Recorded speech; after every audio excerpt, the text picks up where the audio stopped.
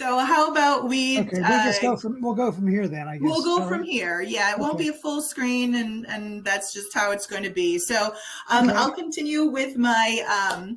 Sure. I will continue with my little introduction. So again, welcome everybody to Mohonk Preserve's continuing webinar series on fungi. So this evening's topic is the edible mushrooms and their toxic lookalikes. My name is Lauren Bohr. I'm the education coordinator for public and youth programs here at Mohonk Preserve. And I am going to be monitoring and facilitating this presentation this evening, as well as some fun troubleshooting.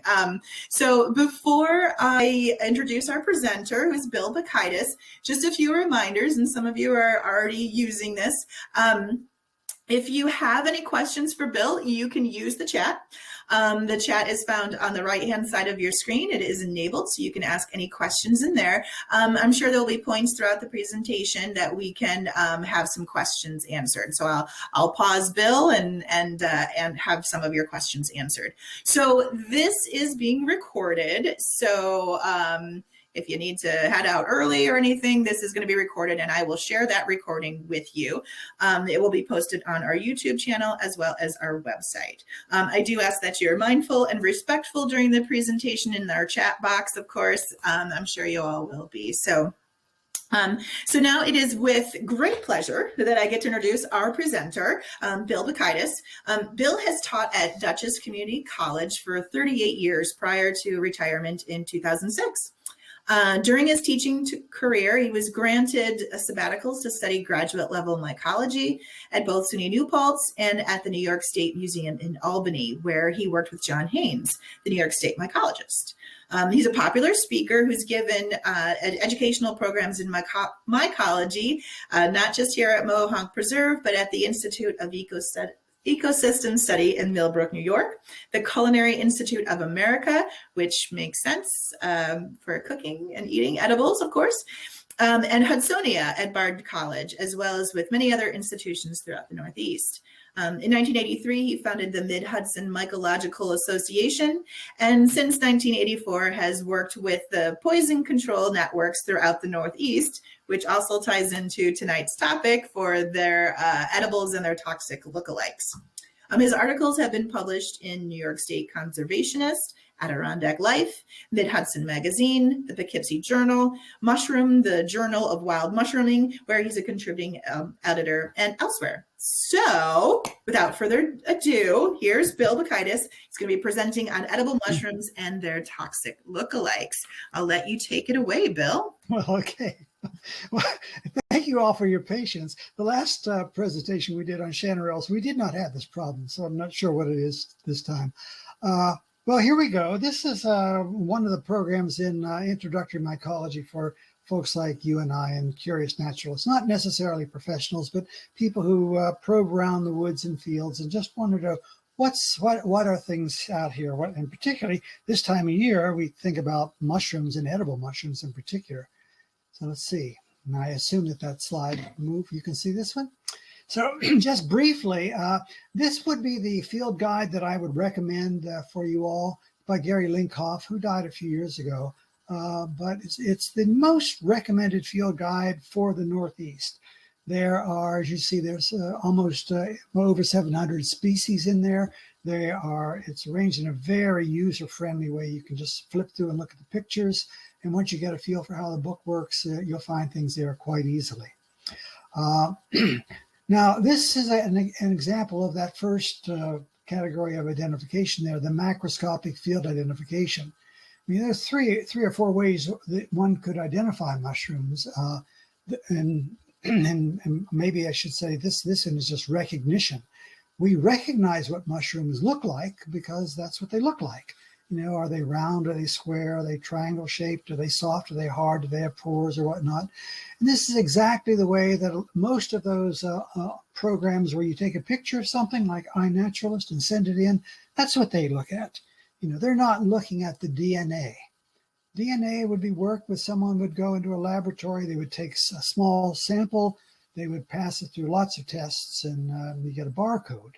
And that barcode is a way that, that we know what this mushroom is in that specific way, and it gives us information about how the mushroom has evolved. Third way of identifying mushrooms is a biological concept, a species concept, and that's just asking which mushrooms mate with one another. So, and this again is a laboratory technique. Now, so these three ways often don't agree. So there's a lot of disagreement, and mushroom names change all the time. Now, I mention that because for two reasons. The names in this book, many of them are out of date from this point of view, from the DNA cladistic point of view. It's the same mushroom, they just have a different name. As you look online or you look through other field guides, you'll often find the exact same mushroom or the exact same macroscopic mushroom having many different names attached to it depending upon its taxonomic status. Now, I could talk a lot more about this, and actually we have in the last program on Chanterelles. You can find that program and all the others by just going to the mohawkpreserve.com website, click on Archives, and then click on Mycology. And once you're there on Mycology, you'll click on the program, it'll start. That'll be the first program that we did here. Then if you hit Shift-N, it'll bring you to the second one. The first one was about biology and life cycles. The second one was about ecological functions. The third may have been about morels. The fourth may have been about chanterelles. And it's the one in chanterelles, the first maybe 20 minutes has a long discussion of this. So that's all I'm going to say about that here, except the names here will be taken from Linkoff. Okay, so the names I'm going to use by and large are from Linkoff. And we will see examples of the different names that are used as we go along. And I may make comment on some of those. Now, about edible. Okay, here we go with edibility. Anywhere you go in the Northeast, you're going to find a lot of species of mushrooms. And around here, there are probably 3,000 or so species of mushrooms big enough to hold in your hand or throw at a tree. You know, nobody knows the names of all of them. There's just a lot of them around here. So how do you tell if they're edible mushrooms or dangerous toadstools, as Brumhilde would have us? Well, we have here a scientific test that will determine. Okay. Talked about the different taxonomic systems. I guess if you had a DNA barcode with you or DNA analyzer, you could move that way. But we just look at them and recognize what that is. Probably a red mushroom with those dots. Well, what's the scientific test? And this is the test.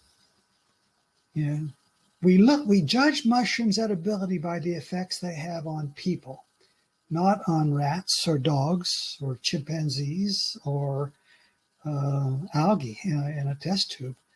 The only way we know if a mushroom is edible or not is what people report. And now, that raises a lot of issues because if you've ever used the internet, and I'm absolutely sure you all have, you can go to YouTube or you can go to Google and you can find opinions galore. I mean, they are all over the place. And how do you then know which ones to believe, which ones are credible or believable, and which ones aren't? Well, I'll make a comment on some of those as we go through. But for me, I work with poison control for, about 30 or 40 years.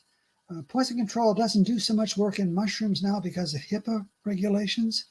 And what we wanted to know, we wanted to talk to the people and find out where the mushroom was collected, what they thought it was, things of that sort. And then talk with the doctors and the nurses about what the data, their medical conditions were, and do a lot of follow-up. Well, all of that gets kind of sticky with privacy considerations. So I would say the last 10 years or so, poison control has the information we have from there is very limited with people. With dogs, it's different. We have a lot more information with dogs.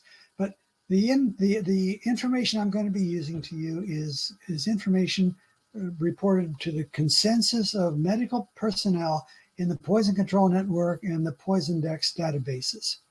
Okay, NAMA, North American Mycological Association, has collected and collated some of those.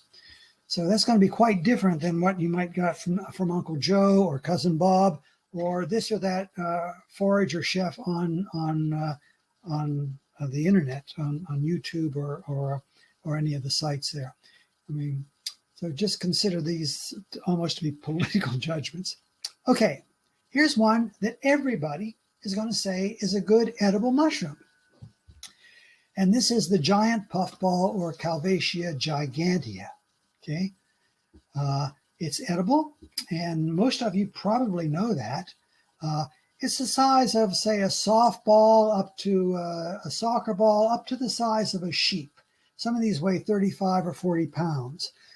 Characteristic of them is that the outer rind feels like kid skin. If you ever had a kid skin glove, that's what it feels like. Slightly tacky and a little resilient. So if you look down here, you can see where the edge is broken right here, and you can see that it's kind of has an edge to it. Now, as long as this is white inside, like cottage cheese, it's good to eat. When it matures, it'll get a little dingy yellowish green in it, and as the spores mature. So this whole area in here is the glebe. It's full of spores. And as those mature, it'll turn yellowish green, or get slimy, and then finally powdery at the end. Okay. Now, 2 comments. This is another name for it, Langermannia gigantea. So, you might find that shouldn't disturb you. That's the same thing as Calvacia gigantea. So you'll find many names for mushrooms. The other thing I'll say about this is, right from the beginning, even though it's one of the foolproof 4, people get sick from this mushroom. And that's probably true because people can get sick from anything. You figure allergic reactions we have. This is a foreign protein, and when you eat it, the first time you eat it, it's going to be fine. But if you have an allergic reaction, the second time is when you have the reaction. And I do know people personally who ate this, thought they were fine. One woman in her 50s or 60s, her son collected a large specimen. I was with him when he collected it. I know what it was. There's no mistaking what the mushroom was. She took one bite of that mushroom, and her mouth and throat swelled up, and she went to the hospital. And that, my friends, is an example of an allergic reaction that you can develop from any foreign protein. Just to bear in mind that we'll come to this, the last slide I present, one of the last slides I present. A lot of edible mushrooms will make people sick. Okay, bear that in mind. We'll go on now to some that look like that.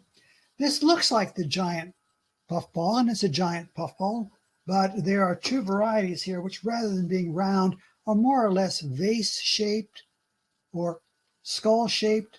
So we can call it craniformis, skull shape, or cyathiformis, vase shape, and they'll look pretty much the same. They'll tend to grow in grasses or in the forest floor. And one of the things you'll find is that the craniformis, the spores will be brown, yellow-brown, and the cyathiformis will be purple-brown. So these tend to be macroscopic field characteristics you can use to identify the mushroom. These, as long as it's white inside, are edible. It's with the same caveat as before. Now, not all mushroom puffballs are edible. Well, I shouldn't say that. You can eat anything. Whether or not they'll cause toxic reactions is a different story. So here's a well-known poison puffball. It's called scleroderma. It's in the genus Scleroderma, which means tough skin.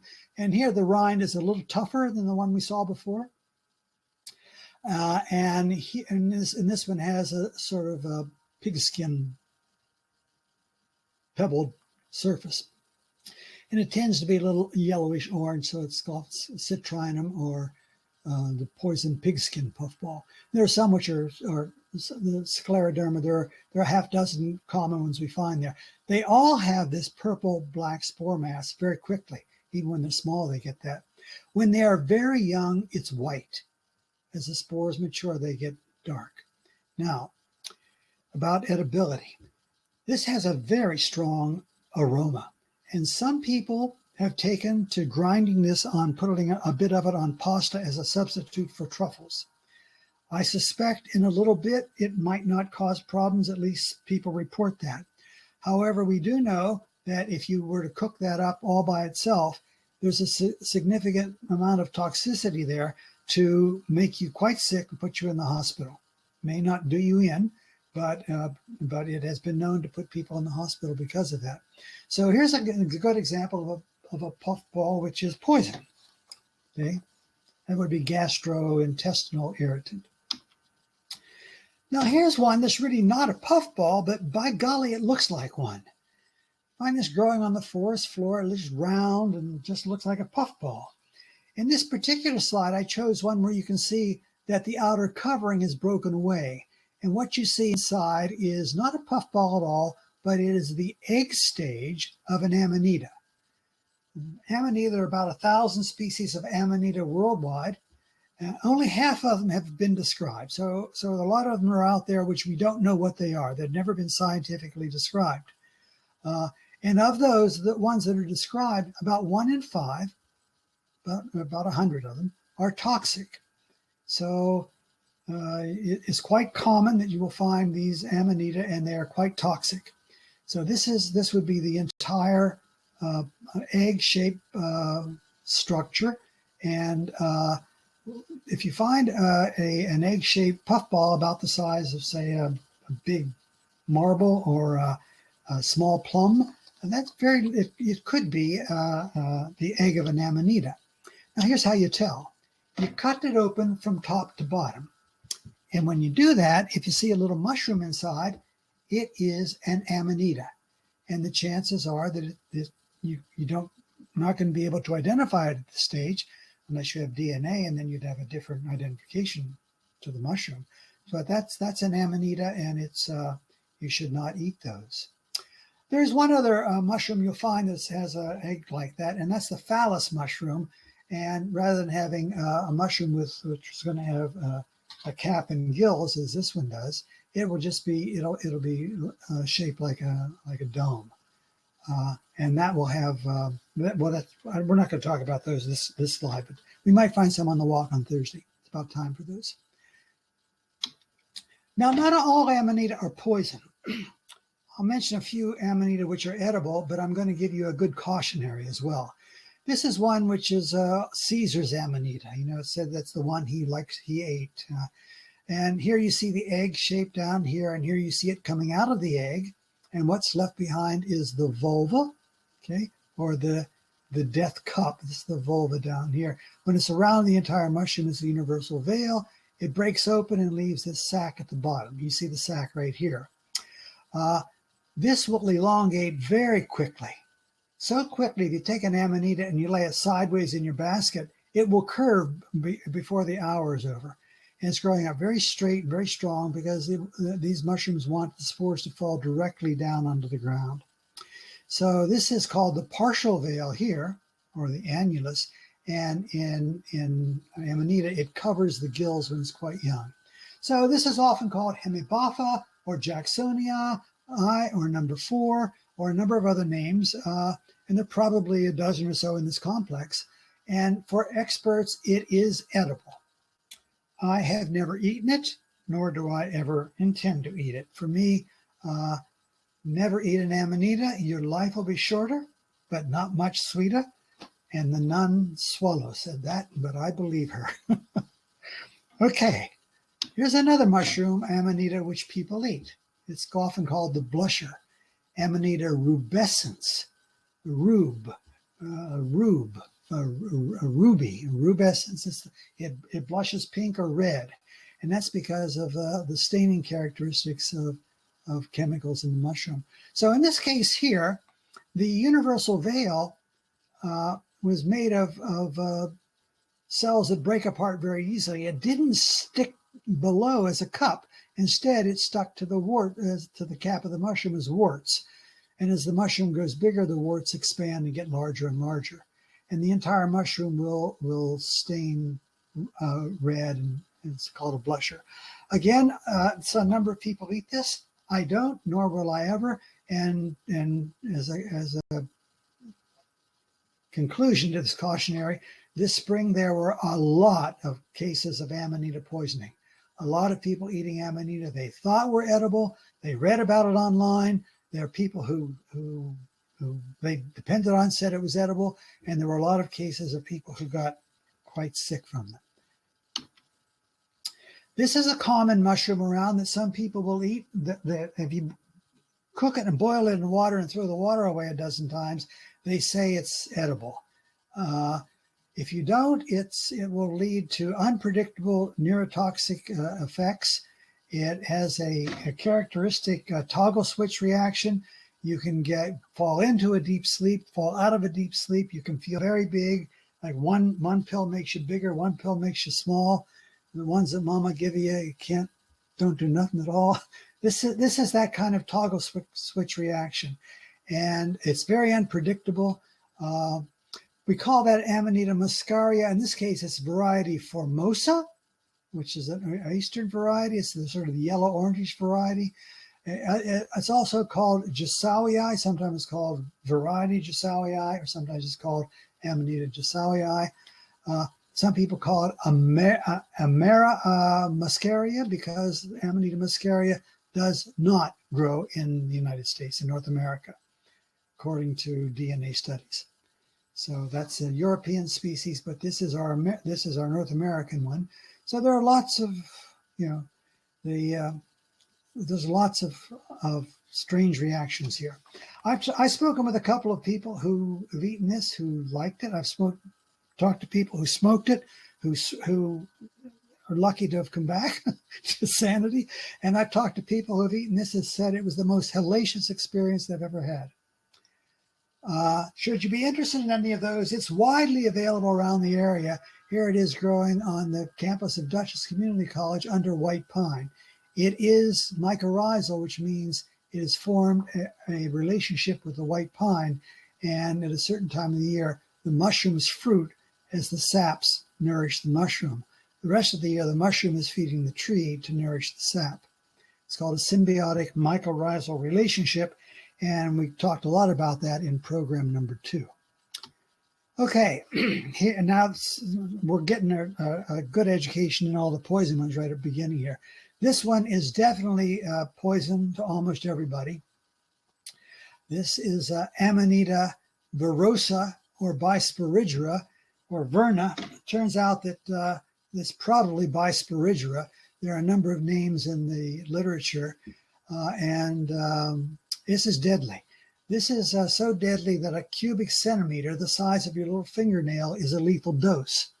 So this is the destroying angel, and here we have all the characteristics of an Amanita. This one is a white Amanita.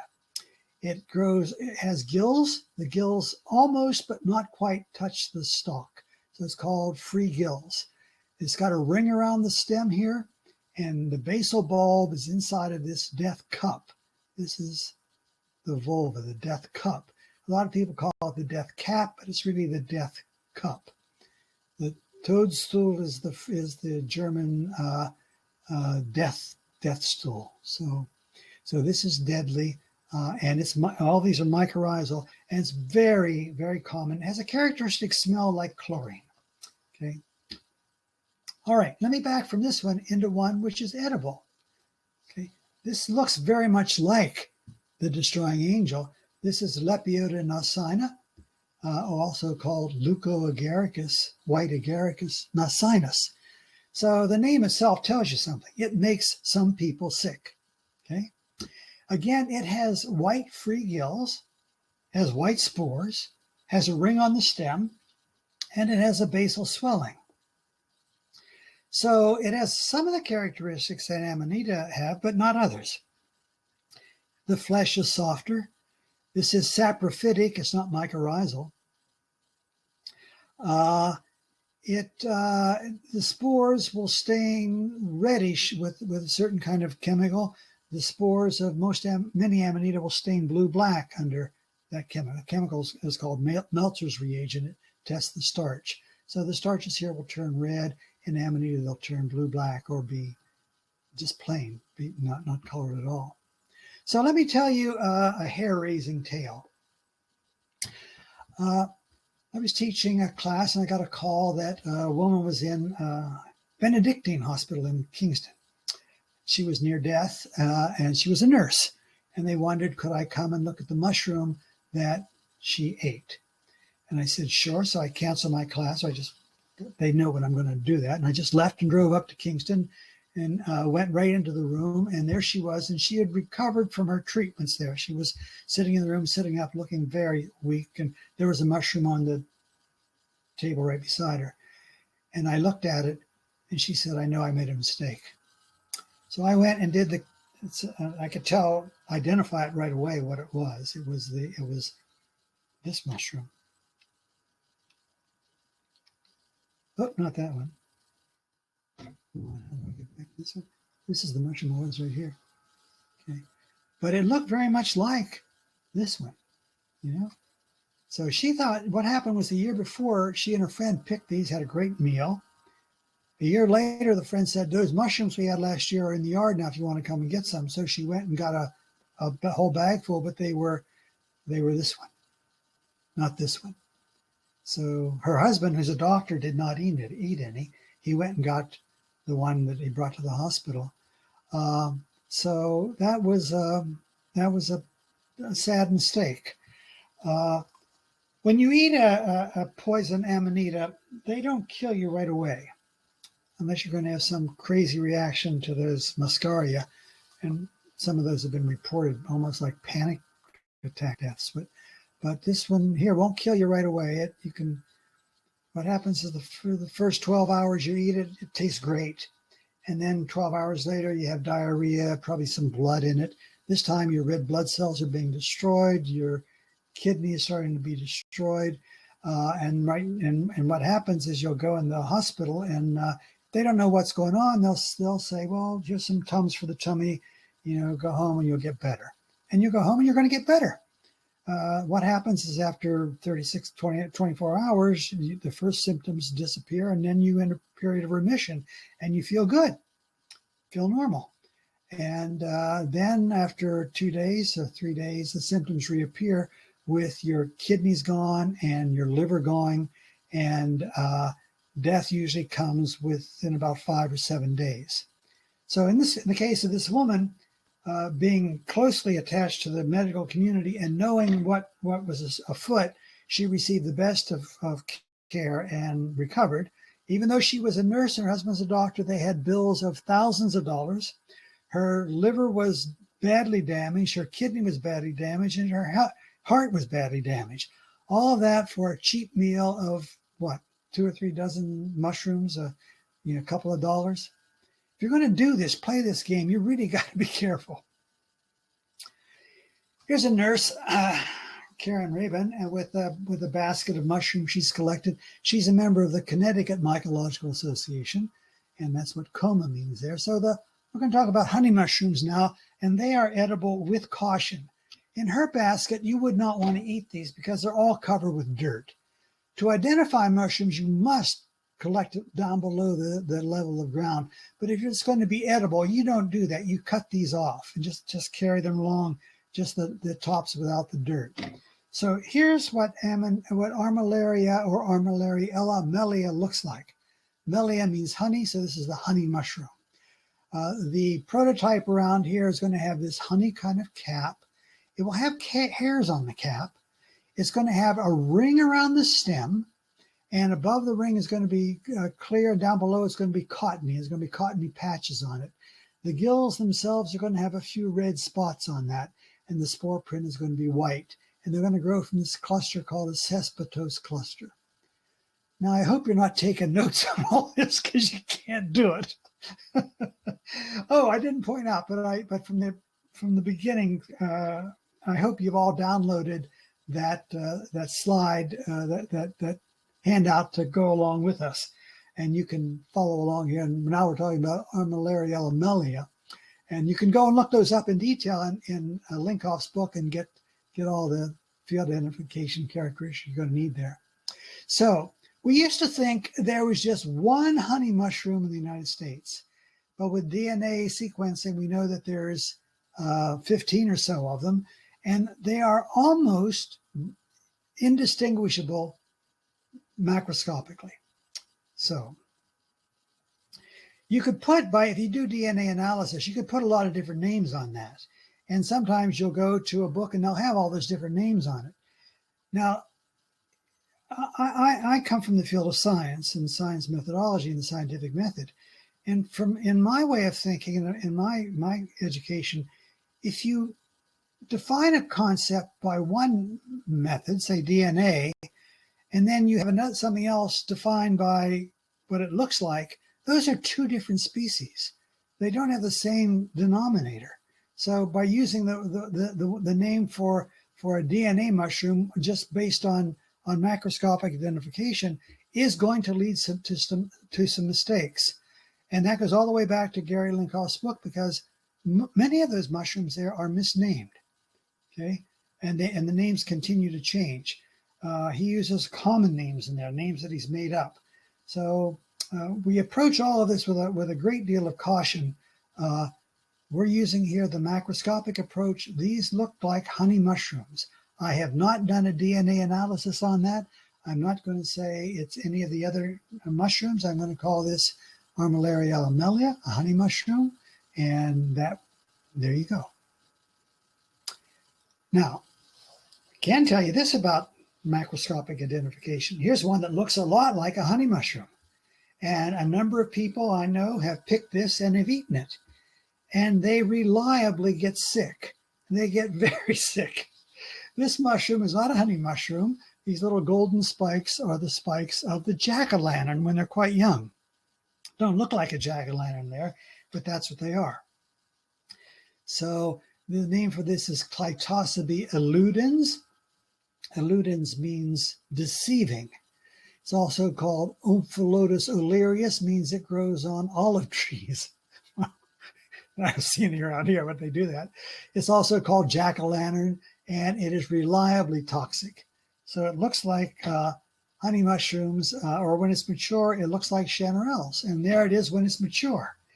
Now that collecting creel there is about 12 inches wide.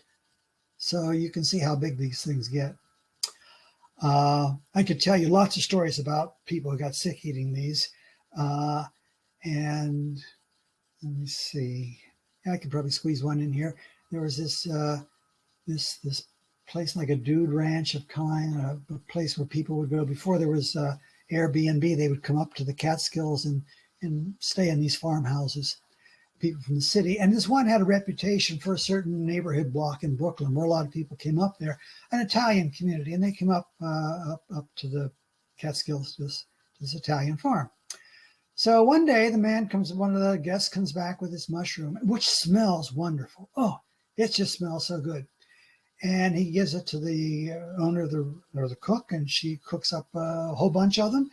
And for the next 4 or 5 hours, we have to wait an hour or so. And then for 4 or 5 hours, there was a convoy of ambulances and private cars taking these people to the hospital. They were all throwing up and all very sick. This will reliably make you quite sick. Jack-o'-lantern, it glows in the dark. That's a picture of this mushroom in a dark room with a camera set up on a time exposure. I've been on forays where we find these and hang them up in the hallway so you can find your way to and from the restroom in the middle of the night. Now here's another mushroom which is toxic. It's growing on wood. And it's been mistaken for a honey mushroom. This is Gymnopolis spectabilis, pardon me, or Gymnopolis junoneus. There are some other names in that too. Some of you might know this as the big laughing mushroom in Japan. It's a look-alike to honey mushrooms, and you can eat that. And people do eat it just to get high. It tastes pretty bitter, and you probably need to measure your dose, but this will get as big as, there are clusters here that are 5-pound clusters that you can be found in the area. But if you're going to eat this, you should know, just like if you're going to smoke dope or take acid, you should know what you're doing, because if you give it to someone they don't know what's going to happen, they can have a really bad trip. And I have been called into cases where detectives were involved with attempted murder cases because the wife cooked it up because the husband wanted to cook it up, or else they made a mistake and the husband cooked it up because he told the wife it was good to eat. But there are a number of cases, including people from mycological associations who have done this. So this one is often mistaken for a honey mushroom. There you go. Back to the honey mushroom. Maybe I glossed over that, but I should just mention about the honey mushroom that this is completely edible if it's well cooked. And well cooked doesn't mean like you give it a quick stir fry. You have to cook this mushroom till all the cells burst and the toxins fall apart. So you want to boil that in tomato sauce for 10 or 15 or 20 minutes, or in a stew, or cook it till it's well done.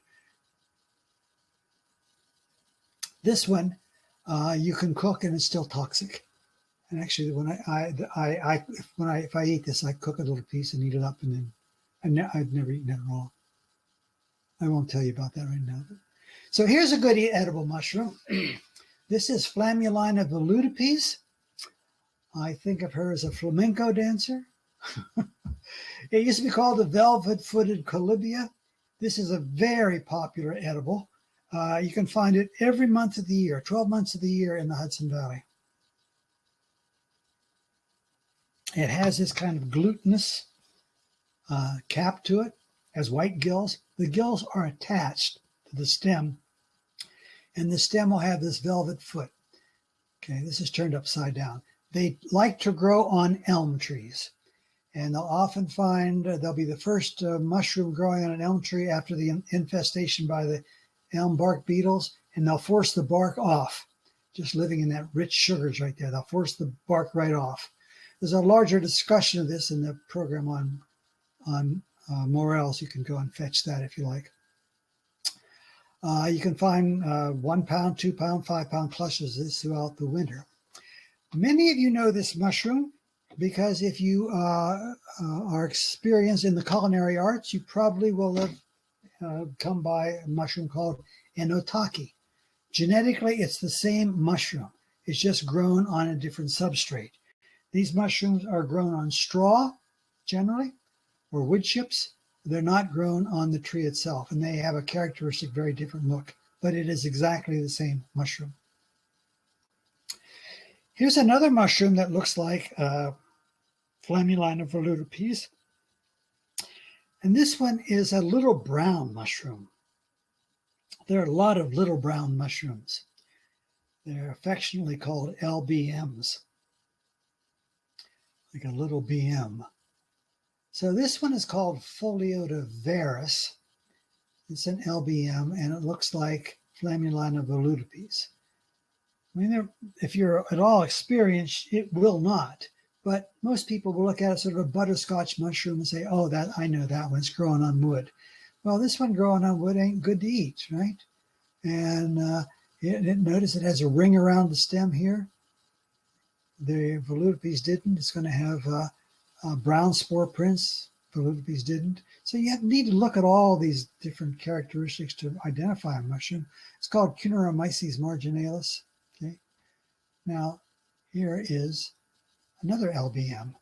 This is Galerina autumnalis, or Galerina marginata. Okay, it looks like Flammulina volutipes. This one is deadly. This one has exactly the same amatoxins that Amanita have. It is not an Amanita, but those poisons are present in this mushroom and a few others. Okay, so, and I do know people who have eaten this mushroom and who got very sick, and I know people who should have known better. They were amateur mycologists. They were going out and studying these things all the time, and they made a careless mistake.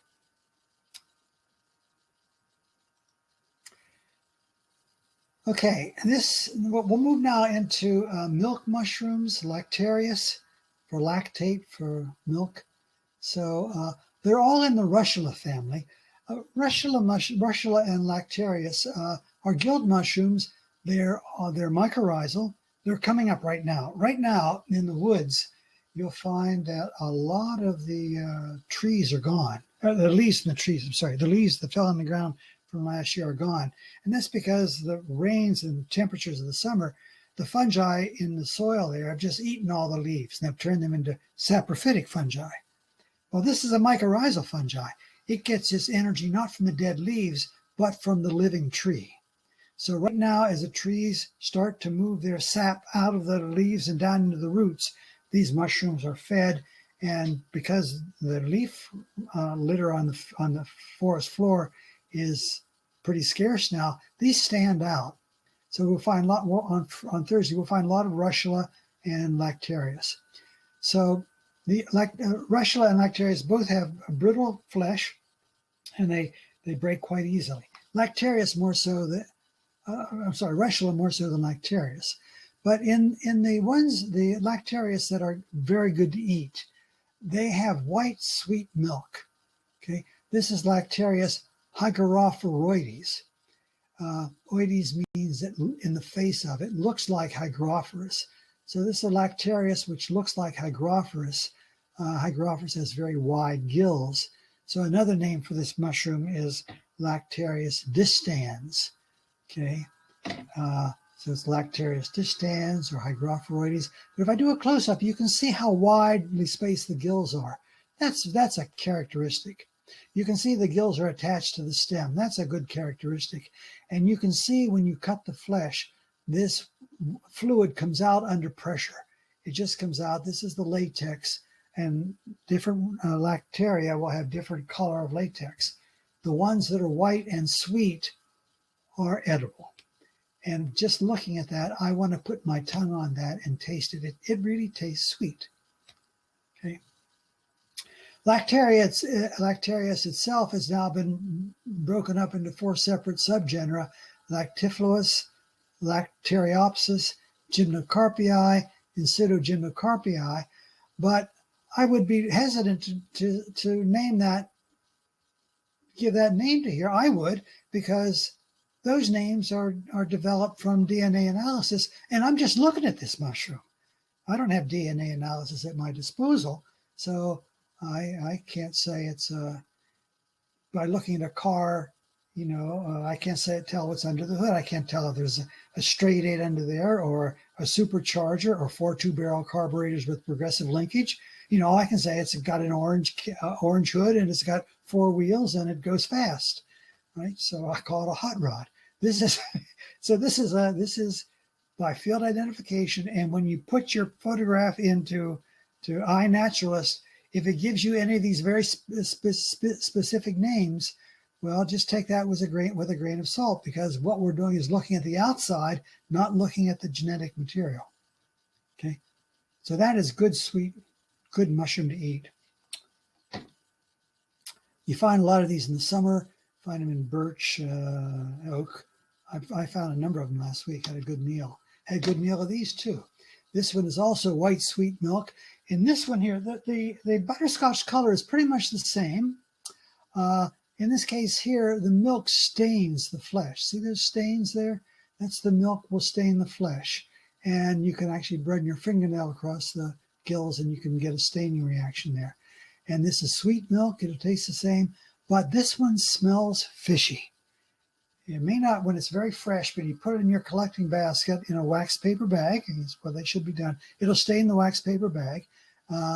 Wax paper, because wax paper allows the optimal amount of exchange of moisture. An open bag, they'll dry out too quickly. A plastic bag, they'll rot. They'll get hot and rot. So wax paper is absolutely perfect. The little wax paper lunch bags you get from the health food store are just perfect. So this will smell fishy. And I mean, it really will smell fishy, and it'll stain your hands brown and your fingers brown, particularly if you use your thumbnail to split them apart. You're going to get into your nails a stain which is not going to come out even when you scrub your nails and you wash your hair with shampoo your hair. It won't come out. It'll come out after time. But when you cook it, when you cook it, it remains crisp and the fishy odor disappears. And this is one of the best mushrooms you will find. Lactarius volemus. Volemus because of the copious amount of white fluid you get from it. So there are 2 or 3 with this white sweet milk that are almost the same in edibility, and probably, I know the leaders of the Manhattan, New York City Mycological Society, this is the one that they like the best. And I can't agree more with them. I'm in Maine in the summer when these come out, and I know just where to go to. And when I find them, I delight in that. Just put them in some butter, and that's all it takes. A good recipe is any of these. this one, or this one. Wrap it in bacon and bake it in an oven. Oh boy, oh boy, oh boy. 400 degrees till the bacon's crisp. Oh boy, yummy. Now, other colors of latex. We looked there at white sweet latex. Well, some of the latex is not sweet. In the case here, there are 3 lactaria which have white milk, which is so acrid that it is stringent that it will paralyze the muscles of the throat. Okay. Lactarius piperatus has very close gills, and then Deceptivus and Subvalerius are more widely spaced gills. They all have this astringent reaction. It's called tardily acrid. So you touch your tongue to that white latex, and nothing happens. 20 seconds later, your tongue is on fire, and it's remained so for a few minutes, maybe 10 minutes, maybe 5 minutes. And for the rest of the day, your saliva tastes sweet. Now, this is a taste, treat, and experience which should not be missed. Don't swallow it. You just take a little bit on the tip of your tongue, and it's part of the game that you're all playing out there. Here's one, Lactarius, which looks like Hygrophoroides, but this stains the milk yellow. Okay, you don't see it so well there, but I'll show you a better one here. So it has a kind of butterscotch cap, and it looks like the other one pretty much. Okay, so here it is, which stains it yellow. Lactarius vinaceo rufescens. And any of these yellow staining should be, they're toxic. The ones that stain purple are toxic, except there's one which is not quite, which is okay, but you should just be aware of those. And you'll have to learn them by each one at a time by your field guide characteristics. So there are about 25 species of Lactarius, which will give you orange or saffron milk, and some of them give blue-green stains. And the one that I favor the most in this is Lactarius thyanos. And in that, the latex is so bright orange, it grows in swampy areas up in Maine. I found it down here now and then in sphagnum areas, but it's more reliably found to the north. And the latex gets so thick, it's almost like latex paint, but it's delicious. Was thought to be toxic, but it was confused with another mushroom, and that one, for me, is one of the best. This is called Lactarius deliciosus, the one that has orange stain, and it stains green, although Deuterimus and half a dozen others will give you the same characteristic. Genetically, DNA tells us that Lactarius deliciosus is a European species which does not occur in North America, yet we call that Lactarius deliciosus. There you have it. This is the common Agaricus campestris or Agaricus bisporus. Campestris means mushroom of the field. It's often called a pink bottom because when it's young, the spores, the gills are white. They turn pink and then finally chocolate brown. So these are found in pastures throughout called pink bottoms. So campestris or bisporus. Bisporus because it only has 2 spores on each sterigma. Most mushrooms have 4. Or Porphyriocephalus. And this is the edible foundation species for the commercial white button mushroom, which also is the cremini or portobello. They're all genetically the same. So these have the same kind of taste. It tends to be more accentuated in mushrooms than the fields, particularly when they get old. That's when they taste the best. This is the big cousin of that. This is Agaricus arvensis or fissuratus. It's called the horse mushroom. And you can see how big they get, 6-8 inches in diameter. A real strong anise flavor to them. And if they have checkers on the cap, it's probably crocodilinus, I think it's called. There's a few other mushrooms in that complex. So there's a myth.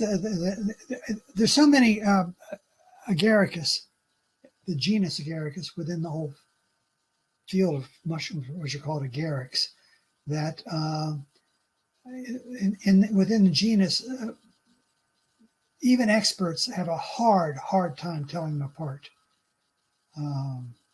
Sometimes they say that the poison ones will stain yellow, the edible ones will stain brown and brownish red. And yet, when I talk with Rick Kerrigan about that, who is the expert in the United States, in North America, maybe the world, on Agaricus, he said you can't use that as a guide at all. Some people will actually get a little the compound is, what is that stuff? Lysol you put down, no, the stuff you put down drains, Drano.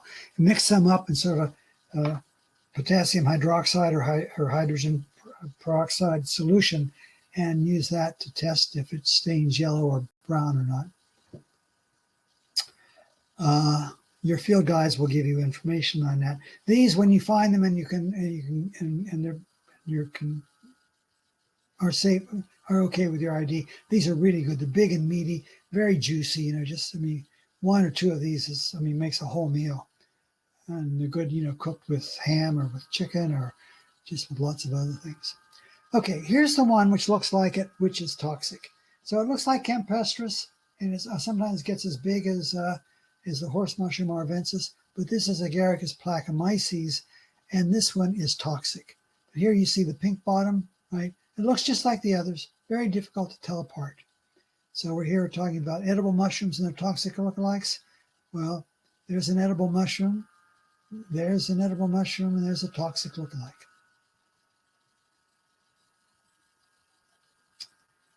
Moving on to black staining mushrooms here. This is Coprinus, Coprinus comatus. Dung, Coprinus means dung, comatus means dung, so it's a dung-loving mushroom. Again, this is one of the foolproof 4.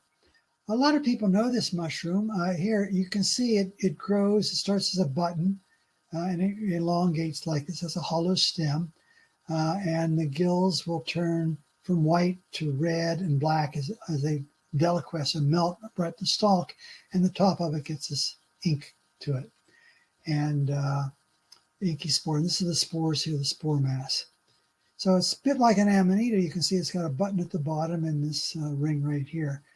Most people wouldn't think to start identifying these because of the rings, but there you go. This tends to grow in well-manured soil, often in a commercial development where they're putting in sod. They may put down something under the sod, and this mushroom just comes up in profusion. So I'll find this even after the 3 or 4 snows. It'll just come through the ground. And they are so strong, when they come up, they can lift up the cement or crack the blacktop, even though they're just very flimsy. So this is one of the foolproof 4, and you can eat this mushroom as long as you don't eat too much of it for days on end. Here is a lookalike, a toxic lookalike, and this is another Coprinus. This is Coprinus atramentarius. Well, they took Coprinus as a genus and divided it into 4 parts, and one part is called Coprinopsis. So this now is Coprinopsis atramentaria, and most people will refer it to by that name. It's sufficiently different that probably you could make that distinction there. It has a very thick rind on the outside, but again, it has a hollow stem, and the rest of it's all the same. It has these white, comes from this bulb at the bottom, a little ring down there. The gills are white, they're going to turn red, and then black as they deliquesce up, and this looks like Coprinus comatus. This is eatable. You can eat this mushroom, and I'm told it tastes very good. I say I'm told because this is a mushroom I will never eat, and I'll tell you why I never eat it. This mushroom, although it's edible, produces a chemical which is called coprine, which acts like acetaldehyde.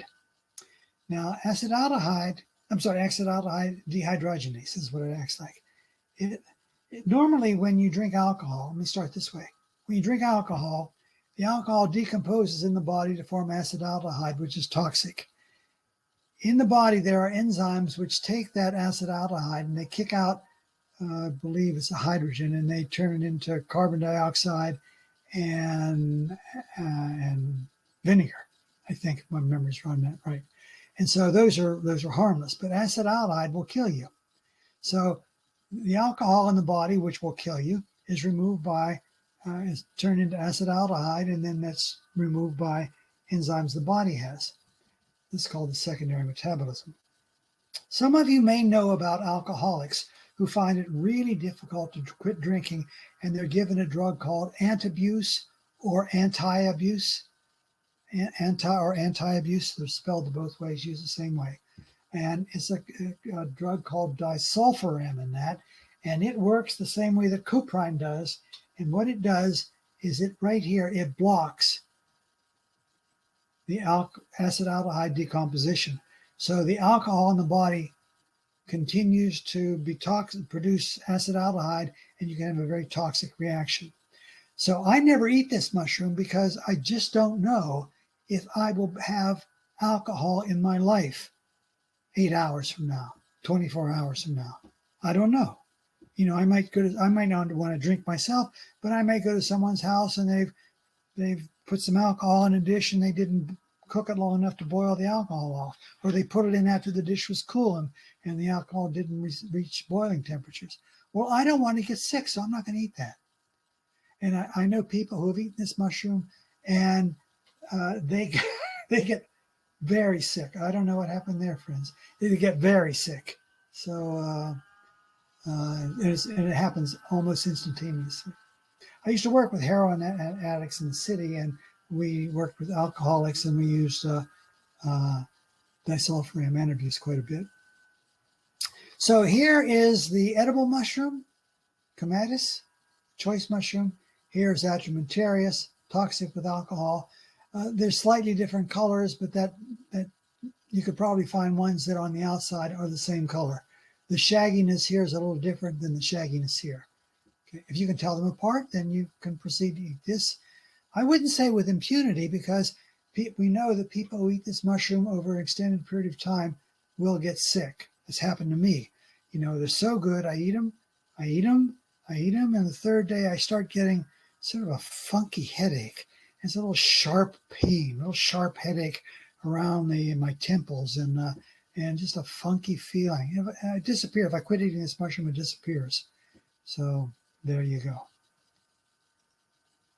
Here's another mushroom which has the same toxic reaction at alcohol. This is called Clitocybe clavipes. Has a different genus name now, Ampuloclitocybe. Here's a mushroom which will make some people sick, other ones not sick. This is Tricholamopsis platyphyllum. It grows on buried wood. Big platter-filled mushroom, Gary calls it. It's a big mushroom. It has very thin flesh. I took this picture, but you can just see through the flesh of that mushroom there. It grows on dead stumps, very big. It has the flavor is, if you cook it in butter and garlic, it's sort of okay. Almost anything cooked in butter and garlic is okay. So, but it makes some people sick. This is Foliota squarosa. It's a complex of maybe 20 or so different mushrooms. This is often listed in field guides as edible.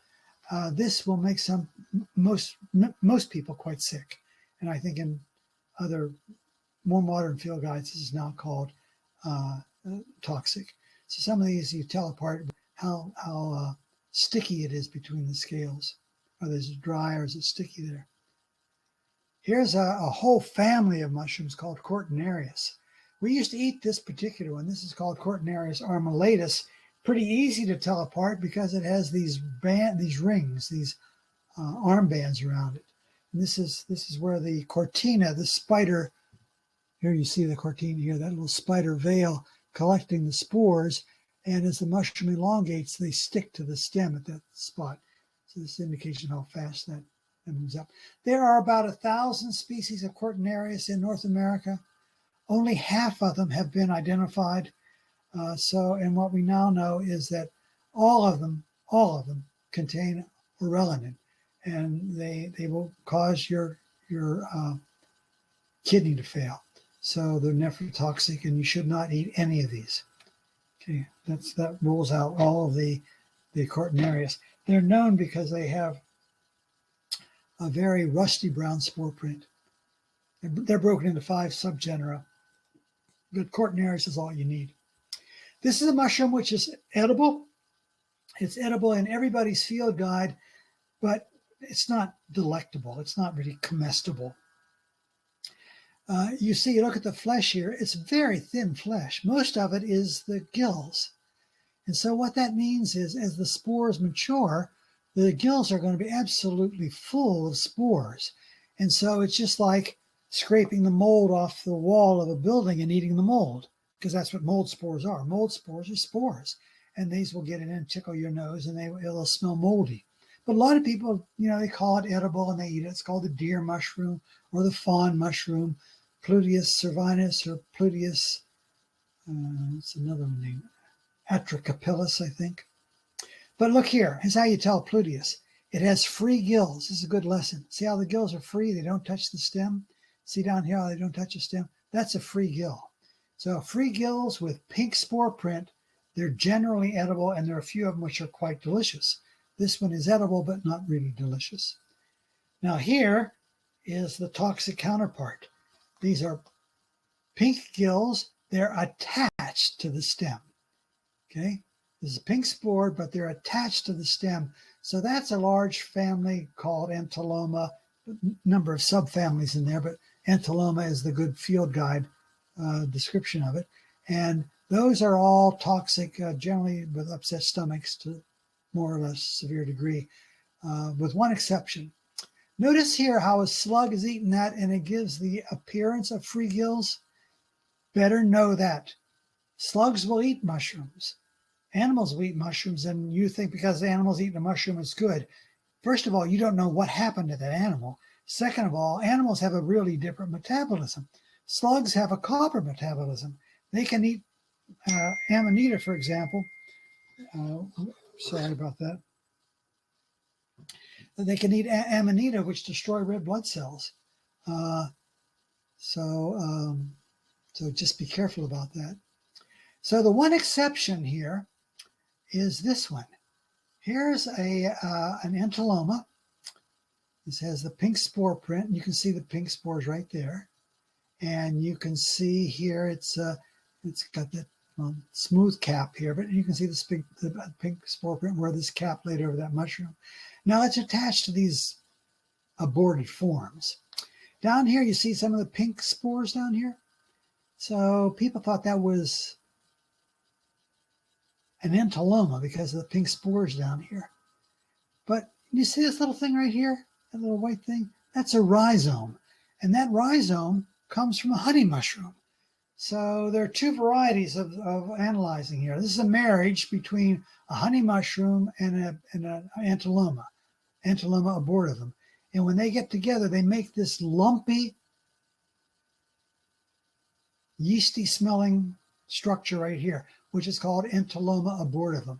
So I think today we tend to think that it's the honey mushroom aborted by the entoloma, but it's still called Entoloma abortivum.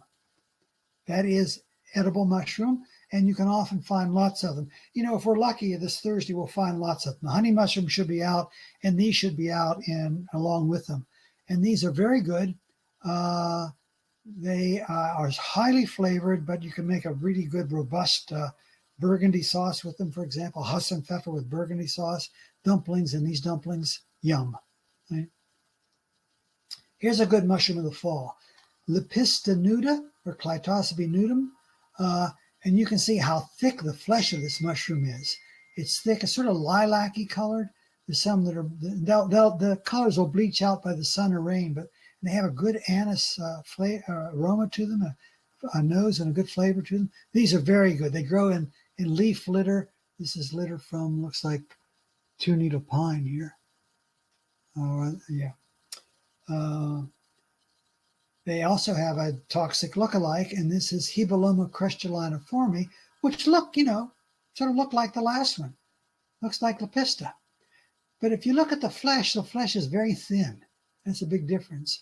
And then if you would look at the spore print is quite different. This is Lepista right here, and this is the spore print. It's sort of pinkish buff, right? Hebeloma would have a rusty brown spore print. So that's one of the ways you tell them apart. This is Chanterelle, Cantarellus sabarius, edible and choice. It's often included in a full proof list. We've seen this before. Yeah, last talk, you want to look at talk number 4, we went on for an hour or so talking about Cantarellus. This is the toxic lookalike. It's Gomphus floccosus or Turbinellus floccosus. It used to be a Chanterelle. Chanterelles have this kind of flocco stuff, are toxic. This is a lookalike to Chanterelle. It's non-poisonous. The Agaricus or Antiochum. It's actually a bolete. You wouldn't know it, but it's a bolete genetically. And here is the Clactosibia ludens, which looks a lot like Chanterelle. Quick lesson right here in color and field guides.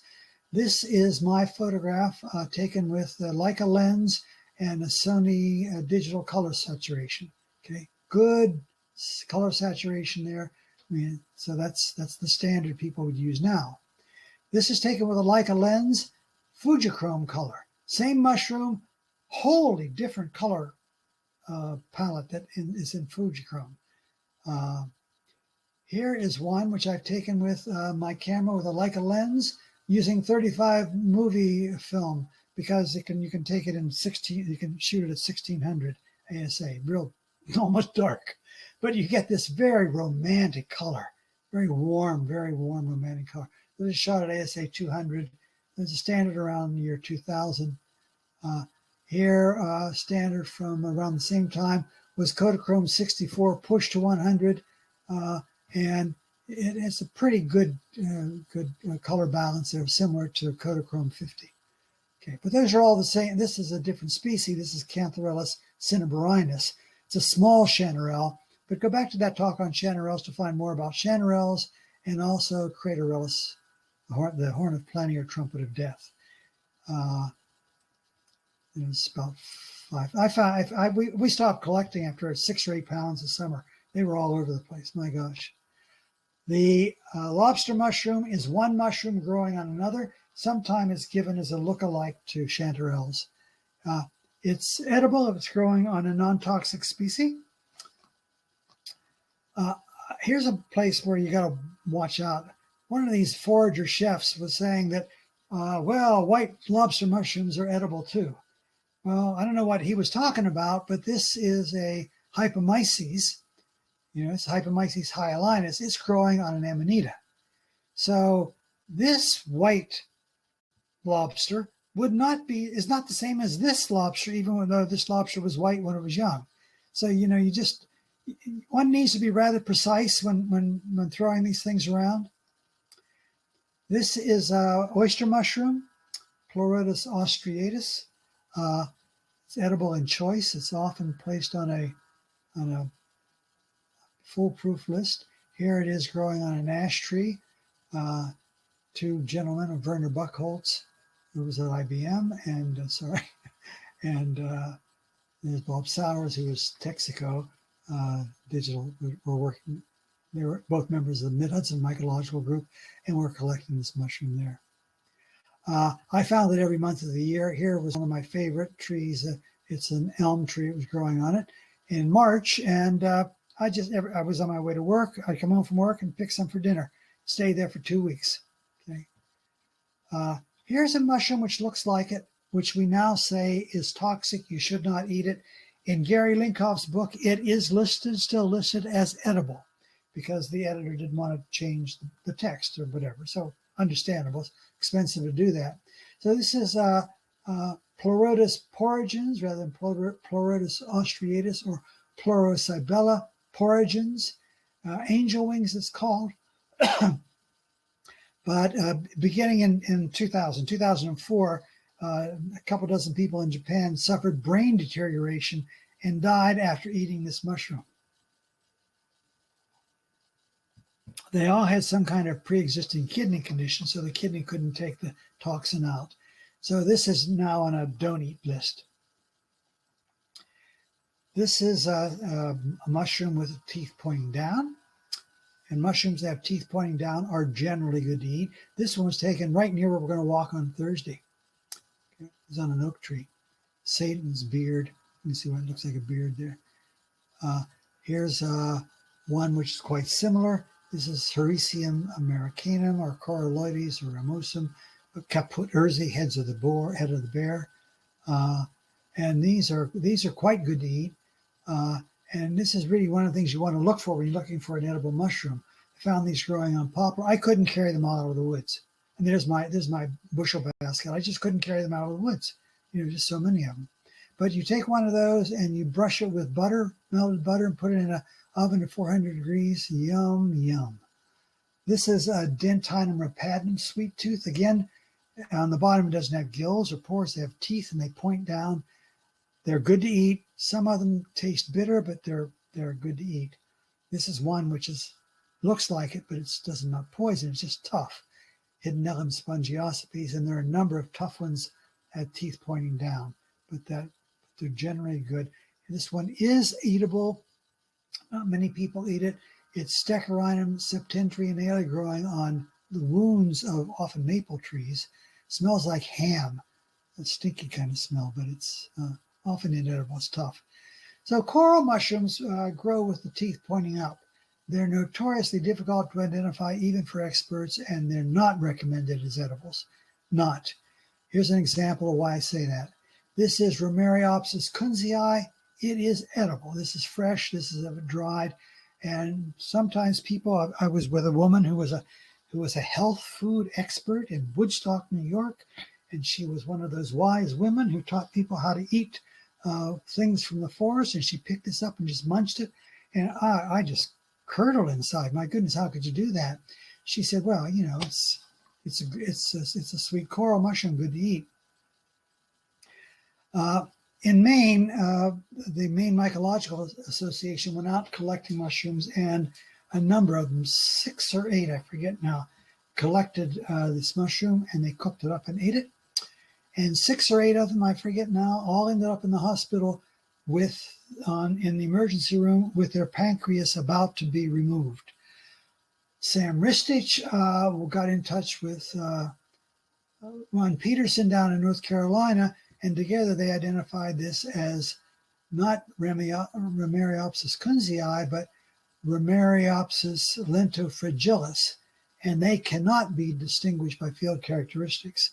A year after that, Curry Marr, who's one of the field experts in corals, and I went out on an expedition trying to find this to put it in a field guide. We could not find any that we could distinguish in the field apart.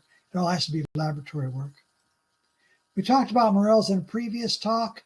They have to be well cooked or they're poison. This is what a morel looks like inside. Go back and look at that talk. This is a false morel. Okay, just go back and look at that talk, and you'll get a lot more information we can cover here. This is a Boletes edulis. They are edible mushrooms. They're great. This is the sep. This is Steinpelz, edible and choice. You can tell this mushroom because it has white reticulation on a white stem. Okay, and that's a good edible mushroom, often called king bolete. And some people will say that all boletes are edible. And yet I will tell you that I've worked on a case where this mushroom was picked by experienced mushroom collectors. They picked it and they thought they were picking this mushroom. They got this one instead. 3 of them went to the hospital. The daughter went in first, and she had an upset stomach, and they sent her home with some medicine. And the father decided not to go in. He toughed it out. By the time he didn't have any medicines or have his stomach pump, and the next day he went in, he was bleeding from every organ of his body. He was bleeding from every organ of his body. His platelet count fell to nothing, and he subsequently died. So this is Boletes huronensis. It's thought to be very toxic to some people. The interesting thing is, I think I ate this mushroom. This is my picture, and I later found pictures of this taken the same day where it was field dressed, and I believe I ate it, but I believe it must have been well cooked. People apparently have had both reactions to that, but it is one you should not eat. I will never eat it again.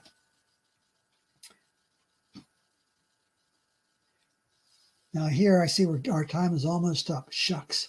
Well, here's Boletes bicolor. You can tell by the cap. It's the apple red cap. Some of them, if you cut them open, they will not stain. This has yellow pores and red cap. They will not stain, or only slightly blue. Some will stain instantly. And there's an important difference there.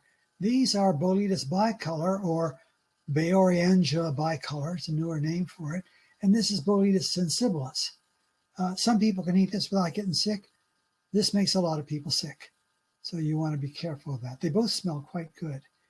This is Boletes subvolutipes, red tube mouths, stains blue instantly.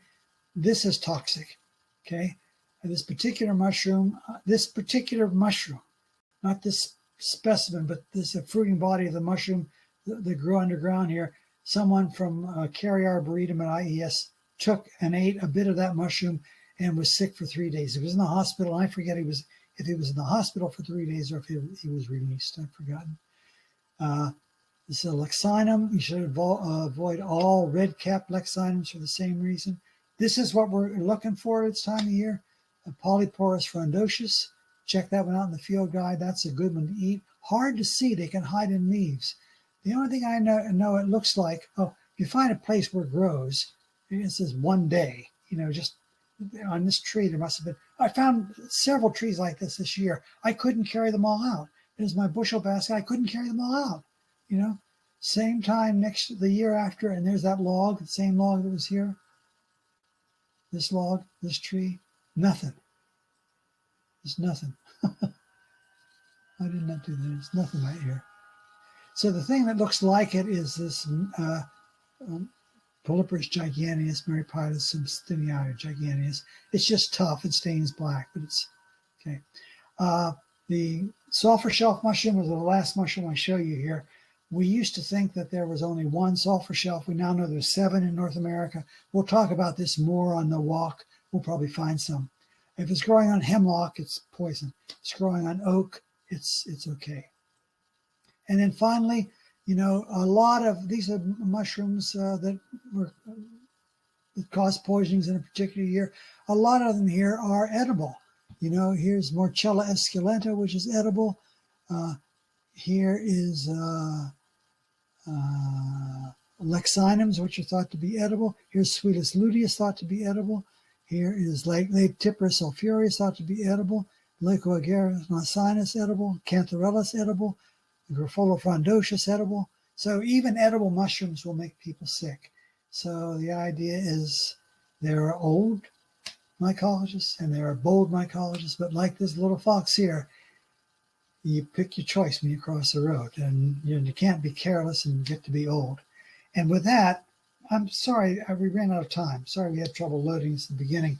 Lauren, do you want to entertain some talk, or how do you want to handle this? Yeah, we do have a question from the audience. Yes. So Carol would like to know, is it a problem if you touch a poisonous mushroom and then put your fingers in your mouth? Probably not.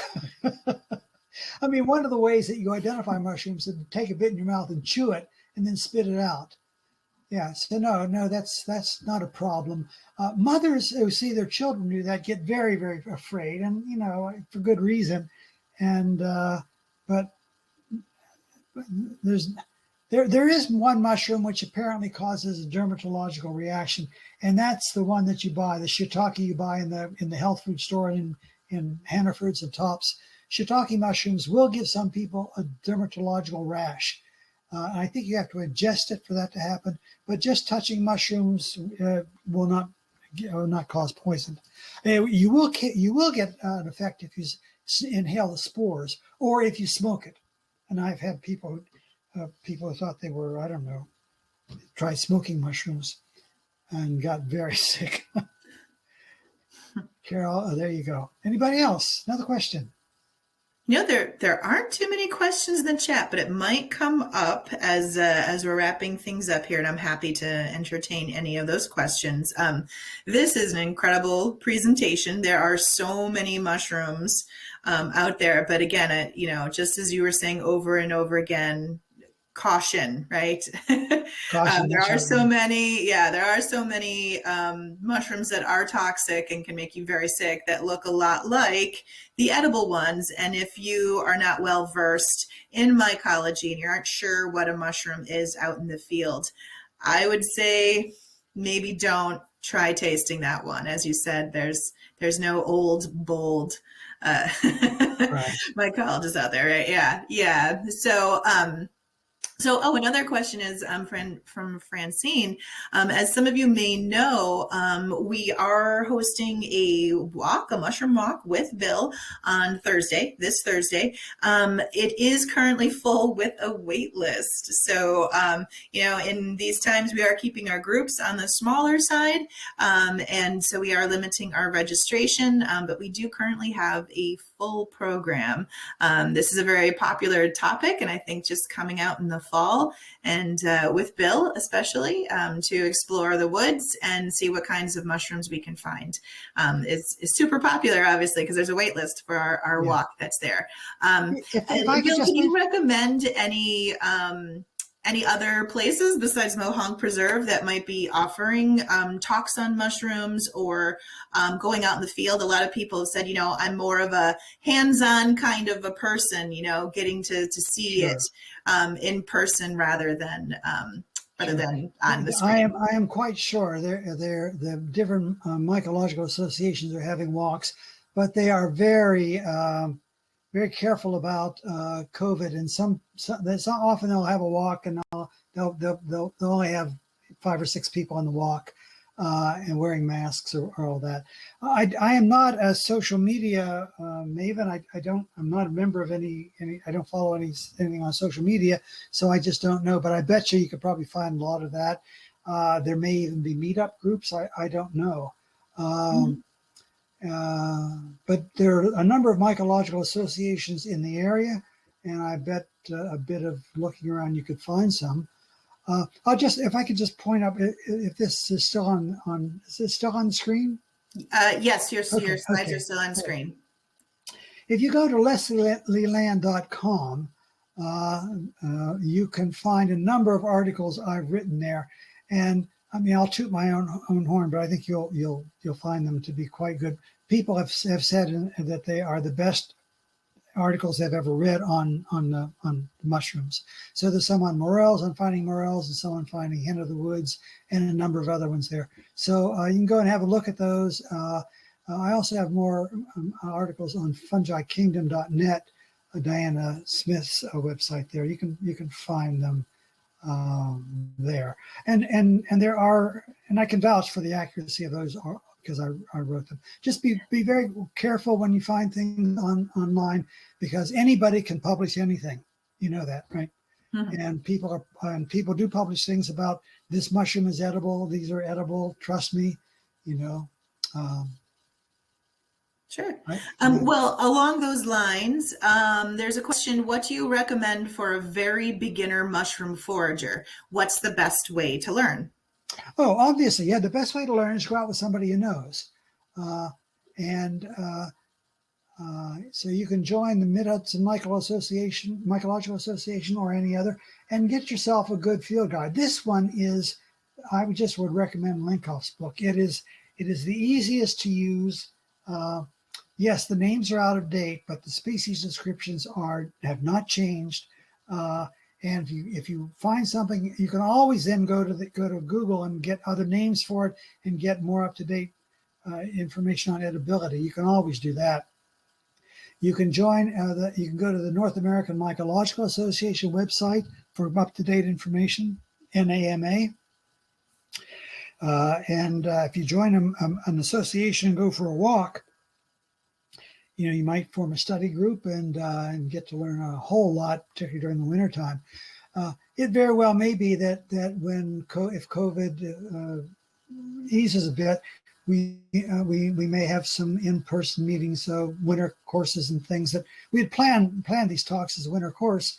Was it 2019 or 2020 when COVID hit? So everything's moved online since that. And this will be the first time I've been out on a walk with you guys. So you just find somebody and you just go out and learn them. And then when you start finding them, learn one mushroom at a time. You know, if this fall on this Thursday you learn one mushroom, that may be all you need. You know, if you learn the hen of the woods, I found trees this year where there were 9 hens growing. I have pictures of I have memories and pictures of my whole car covered, the hood, the top covered with hens of the woods, maybe 400 pounds of hens from one tree. Yeah, I'm not kidding. I have in the past bought an additional refrigerator to put in the basement just because I find so many edible mushrooms. I put them there until I give them away. Yeah, do you know, speaking of hens, there is a question about hen of the woods. Is there a toxic lookalike for hen of the woods? Not that I know of. The lookalike is it looks very much like it. It is called Polyporus giganteus.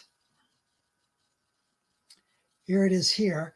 It has those fronds. It looks like hen of the woods in a way. The fronds are bigger and they're tougher and it stains black. This itself is edible. It also tends to come out more in the summer. This itself is edible, but it's tough and it tastes sour. But people eat it. As far as I know, there's no toxic lookalike. It's also called Miyataki. Right now, depending upon which health food store you go to.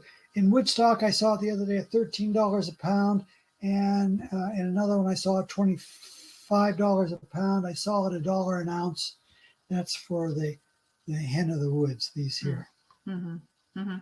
So here's another question about edibles. So can an edible mushroom be too old to eat, or can you eat them anytime?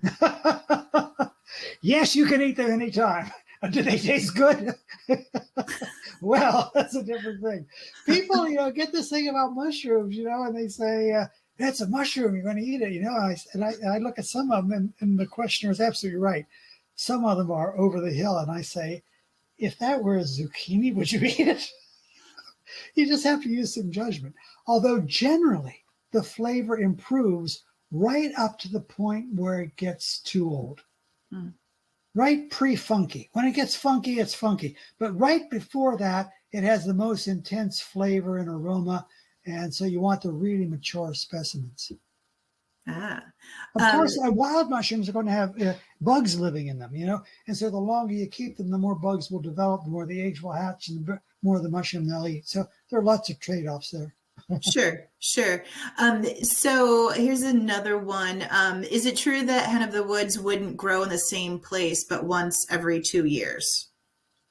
No, I tend to find it in the same place. If it grows on this tree this year, it'll tend to grow on that tree next year and the year after and the year after and the year after and the year after that. I found them on same trees almost every year for 20 years. Some years are much better than others, and those tend to be wet, warm years. This year is turning out to be pretty good. The best one must have been 10 or 12 years ago when they were just, whenever, I can't date this photograph now from here, but in my photo archives I can, but when this was found, it was an exceptional year. Mm-hmm. But as you know, on this mushroom, next year I went back and it wasn't there. It is the case often that some mushrooms, particularly saprophytic mushrooms, one year will have a very luxurious fruiting and they'll eat all their food, and the next year they won't be as plentiful. That does happen. Mm-hmm. So here's a final question that we're going to entertain this evening, and then we'll call it a night. The final question is, can you freeze mushrooms? Like after you've gone out and collected them, instead of just refrigerating them, can you freeze them? Yes, the different ones will store better in different ways. Coprinus comatus, for example, will deliquesce very, very quickly. It will just turn to mush. Unless, here's a trick I've learned, if you put the whole thing in water, the whole mushroom in water, and put the whole jar of mushrooms in water in your refrigerator, then they'll keep. And I think it's because oxygen can't get to them. I can't be sure, but they'll keep that way. Some mushrooms will dry well. Some mushrooms will not. I know people take Grifola frondosius, Boletes frondosius, the hen of the woods, and they'll just put it in their freezer and then break a bit off and when they want to eat it, cook it that way. If you try that with the sulfur shelf mushroom, one of the other chicken mushroom, sulfur shelf mushroom, it just turns to wood. The way I like to preserve mushrooms is either make a duxelle. Duxelle means that you take the mushrooms, take a big skillet, big cast iron skillet, throw some butter and garlic into it, take your mushrooms, maybe onions in there, put your mushrooms in it and cook it, maybe chop the mushrooms up, and then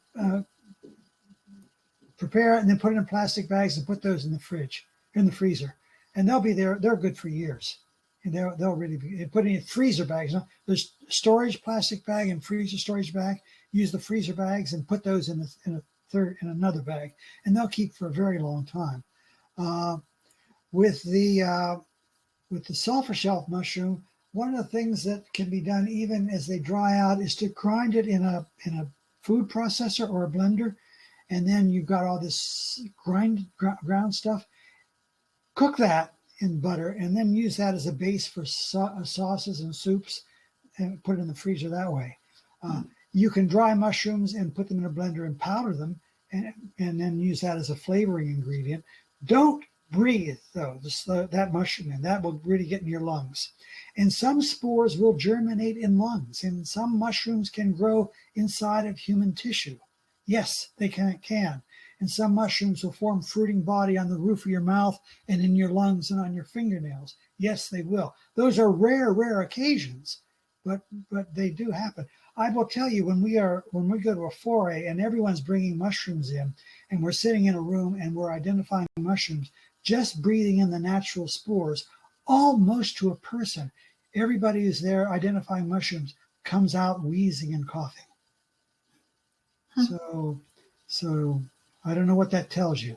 Just a lot of caution. That's all. Right. Yeah. Just a lot of caution. This whole presentation has had a lot of caution involved in it. But inside of that are exquisite flavors. Of course. Yeah. Yes. I'm sure now everyone who has been listening to this, watching this, is hungry, even at this later hour of the evening. But if they're watching it on replay, but I'm sure there's a lot of inspiration as well. And, you know, some of the things, the meals, the recipes that you were describing, I think was just, some of them sounded quite mouth-watering. So I'm sure that a lot of people are going to want to start cooking and learning more about foraging. But again, word to the wise, go with someone who knows and knows what they're doing. You're very confident in knowing what they are doing. And like Bill said, learn one mushroom at a time. You get really good at identifying maybe hen of the woods or chicken of the woods, and stick with that. Cook it up, and then expand each season, learn other ones. Then you got two going on there. Right. And use the same mushroom with a different preparation. Yeah. Exactly. There's so many different ways you can cook everything up. So, Bill, thank you so much for your time. I know that everyone, there's a lot of comments here thanking you for your presentation. We do have our walk on Thursday, which unfortunately, if you didn't get in, it is full with a wait list. And we would love to host another one. Possibly in the spring. We'll try. We can do spring mushrooms, yeah. Yeah, we could do spring mushrooms, right? So, so fingers crossed that we can do one in 2022 in the springtime. Again, this is going to be recorded, and I will send the recording to everyone in case you might have missed parts of it. I will also send the file that is attached in case you didn't have a chance to download it or run into issues. And some of you, I imagine, we will be seeing on Thursday, because I know there were a couple double registrations for people who sign up for both of these things. So again, thank you so much, Bill. I'll see you on Thursday. Okay, right, Lauren. Yeah. Thank you everyone for attending.